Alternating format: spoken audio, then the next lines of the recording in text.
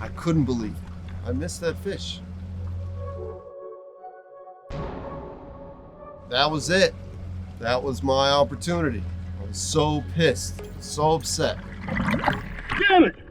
I finally had a shot, and I missed it.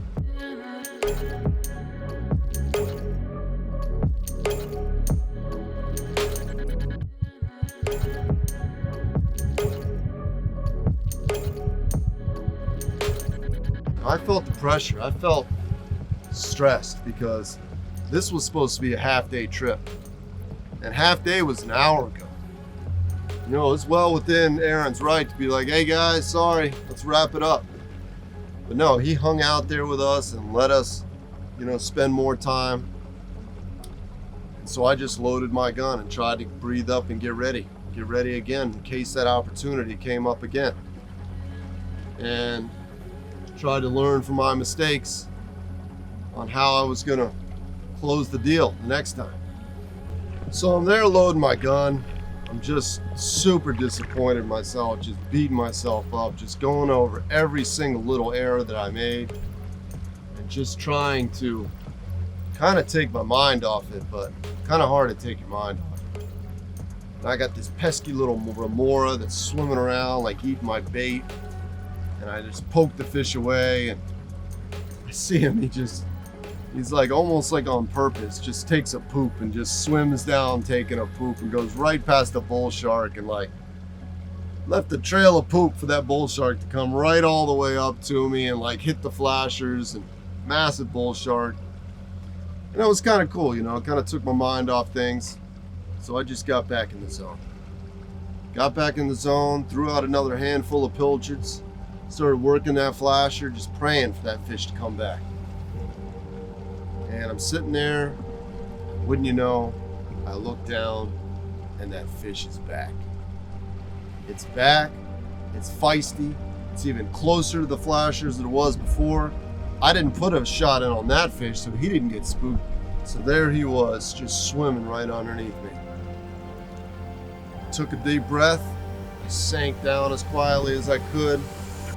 I just maneuvered my gun to get in the position of a good shot. Released.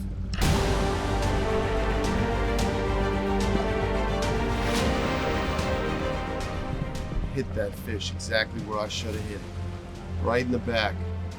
And it took off running. Now I don't hunt like this anymore, but I had my reel gun hooked up to a float line, so I had a gun with a reel and a float line.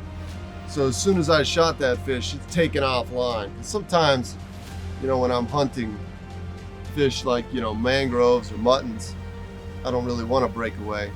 So I shot that fish, it took off with the line, and I had enough drag on the gun that I didn't want it to take all my line, so I just let the gun go. The gun releases out of my hand, the float line starts going, and it was on. I got a fish! Got a fish! The fish just started taking off, and as soon as I let that spear go and the fish took off, I see the bull sharks just down there just hearing what's going on, and they're starting to get feisty. They want a piece of that. So at one point the fish is taking off, and part of the spear gun hooks on my wetsuit. It just starts dragging me. It was crazy to feel that power of that fish, you know, because it was flying one way, and then the line went loose, and I kind of thought that I had lost the fish, and it must have seen the sharks and went the other way, because then all of a sudden that line picked up speed, and I have just the speed that fish was taking off. It's just amazing. So I come up to the surface and I yell, I got a fish! Nowadays I think I would yell Wahoo, but I just yelled, I got a fish, I got a fish. It's a funny joke between Steph and I now.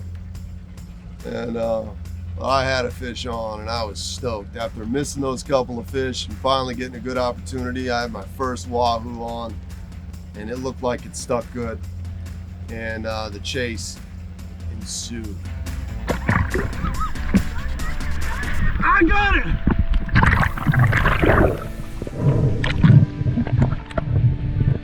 There's a ton of sharks!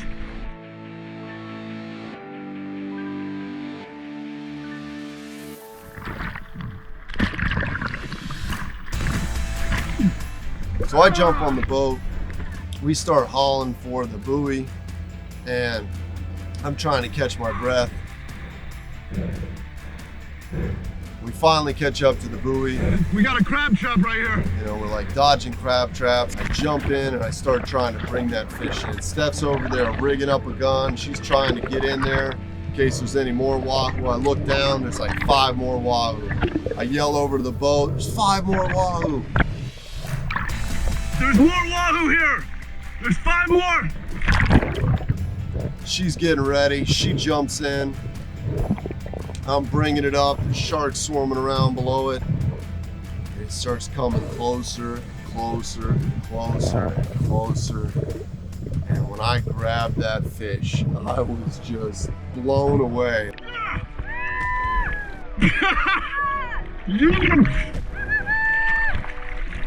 First wahoo. Boom! Woo! I had just caught my first wahoo on rod and reel, and now I had my first wahoo by spear, and it was amazing.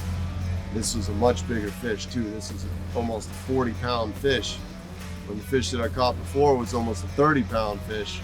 So that was just incredible to have grabbed it by the gills, and the shark started coming up. Unfortunately, the other wahoo that were with the one that I shot kind of got out of there, so Steph didn't quite get a shot on one, but we were just excited, and I was so excited to share that with Steph. Oh man! Oh. She was there, and Aaron, you know, what a great captain, put me on that fish. There she goes. Dude, awesome. Oh man.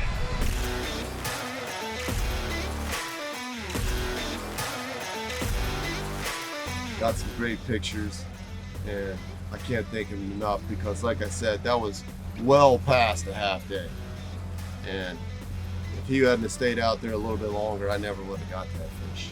So I'm forever grateful to him for that opportunity in that moment. I'm definitely going to go back and dive with Aaron at Dibs on Bottoms Ventures again soon one day. Definitely a great captain, definitely knows the spots down there, and just couldn't be more happy for a half-day adventure. And that was my epic story. Beautiful wahoo here, wonderful crew, great times. Dibs on Bottom. I'm gonna come catch wahoo. This is the man. Even has guns for you. Look at this beaut. You gotta eat the heart. Either you have to eat the heart or your dog eats it for you. So since then I've learned a lot. I've shot a couple more wahoo. I've teamed up with some buddies and shot some wahoo, but you never forget your first wahoo. You never forget your first wahoo on rod and reel. You never forget it on spear. So stay tuned for another fishing adventures of Judah and Kimber Clark.